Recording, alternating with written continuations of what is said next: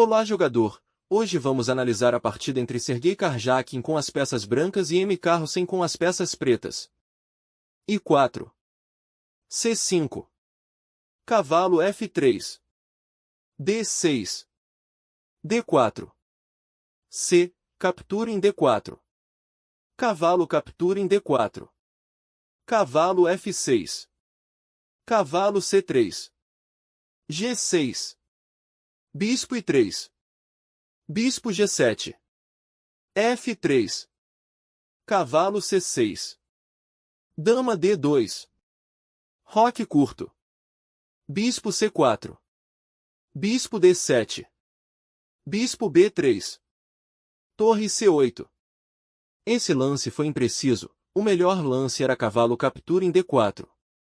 Roque longo. Cavalo I5. Rei B1. Torre I8. H4. H5. Bispo H6. Cavalo C4. Bispo captura em C4. Torre captura em C4. Bispo captura em G7. Rei captura em G7. Cavalo D5. I5. Cavalo captura em F6. Dama captura em F6. Cavalo I2. Torre C6. Cavalo C3. Bispo I6. Cavalo D5. Bispo captura em D5. Dama captura em D5. Dama F4. Dama D2. Dama captura em D2. Torre captura em D2. F5. Torre I1. Rei F6. C3. Rei I6. Rei C2. F. Captura em I4.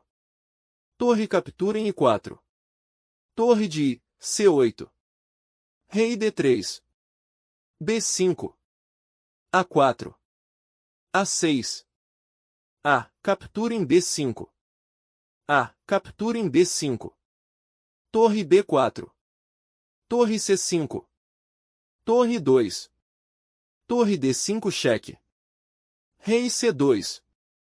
Torre C4. Rei B3. Torre captura em D4 cheque. Rei captura em D4. Rei D7. B3. Rei C6.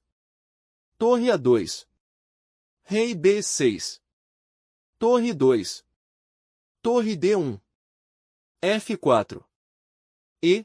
Captura em F4. Torre 6. Rei C6. Torre captura em G6. Torre H1. C4. B. Captura em C4. B. Captura em C4. Torre captura em H4. Torre G5. Torre G4. Torre captura em H5. Torre captura em G2. Torre F5. Torre F2. Rei C3. F3. Rei D4. Torre F1. Rei I3. Torre A1.